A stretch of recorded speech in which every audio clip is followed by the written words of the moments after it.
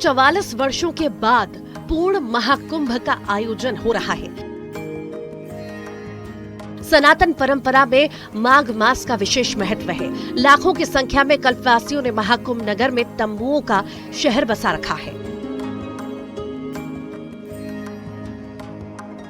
ऐसी मान्यता है कि माघ मास में सभी देवी देवता तीर्थराज प्रयोग में ही निवास करते हैं। इसी के साथ माघ महीने में पड़ने वाले मकर संक्रांति से ही सूर्य मकर राशि में प्रवेश करते हैं। सूर्य के उत्तरायण होने से शुभ दिन की शुरुआत होती है। मकर संक्रांति के मौके पर संगम में स्नान और दान का विशेष महत्व भी है। यही वजह है कि माघ मेले में बड़ी संख्या में साधु संत भी आते हैं और ठंड के बावजूद 1 महीने का संगम की रेती पर कठिन तप और साधना करते हैं। यहाँ पर और पौष पूर्णिमा से लेकर माघी पूर्णिमा तक ये सिलसिला इसी तरह चलता रहता है। जो यहाँ पर श्रद्धालु आते हैं वो इस तरह से यहाँ पर तुलसी और केले का यहाँ पर पौधा लगाते हैं, यहाँ पर पूजन करते हैं और उसके बाद एक जो ये कुटिया है या टेंट कह लीजिए, इसमें उनका पूरा संसार बसता है। और यहाँ जो कल्पवासी होते हैं उनके लिए कुछ कठिन नियम और व्रत होते हैं।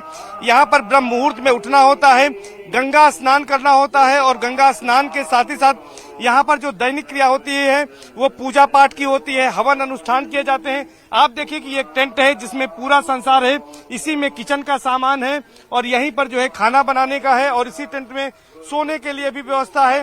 पूरा कह सकते हैं कि घर जो है वो एक टेंट में सिमट कर चला आता है।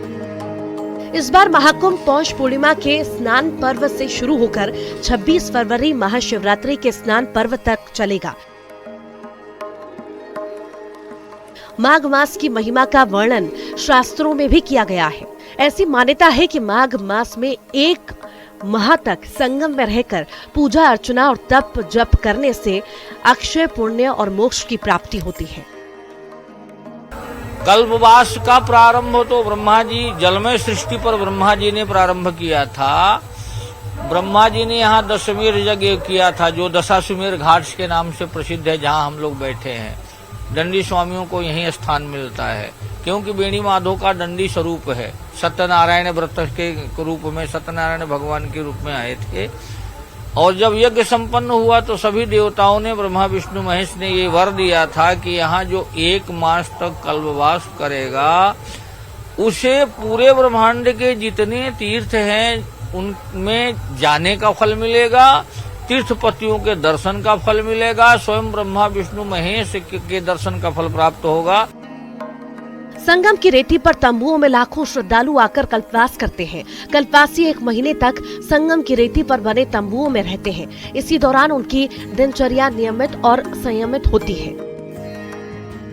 कल्पवासी प्रतिदिन ब्रह्म मुहूर्त में उठकर गंगा स्नान करते हैं। तंबुओं में पूजा अर्चना और भजन कीर्तन भी करते हैं।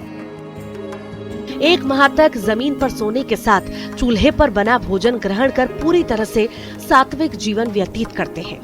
संगम की रेती पर कोई भी सनातनी कल्पवास का संकल्प लेकर कल्पवास कर सकता है। कल्पवासियों को 32 प्रकार के नियमों का पालन करना होता है, लेकिन 4 ऐसे सख्त नियम भी हैं जिसका पालन हर कल्पवासी को करना अनिवार्य है।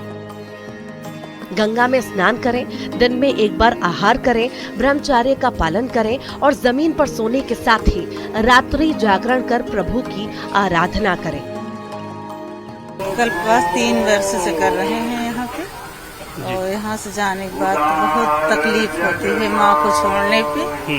और सुबह 4 बजे उठ जाते हैं, गंगा स्नान करके आते हैं, पूजा पाठ करते हैं, भजन करती हैं, आरती करते हैं।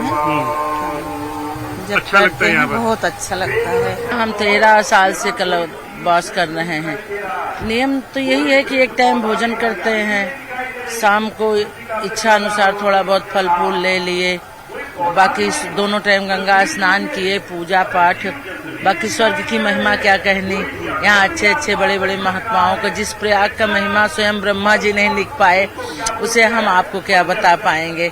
लेकिन इसको एक जीता जी स्वर्ग आप समझिए कि इस टाइम हम स्वर्ग में वास कर रहे हैं। पौष पूर्णिमा के पहले स्नान पर्व पर संकल्प के साथ ही लाखों श्रद्धालुओं का कल्पवास भी शुरू हो चुका है। अब माघी पूर्णिमा के स्नान पर्व तक ऐसे ही कल्पवासियों के संगम की रेती पर नियमित और संयमित दिनचर्या चलती रहेगी। संगम में कल्पवास की परंपरा सदियों से चली आ रही है और इस बार महाकुंभ के चलते खास अवसर है, जिससे कल्पवासी भी खुद को धन्य महसूस कर रहे हैं।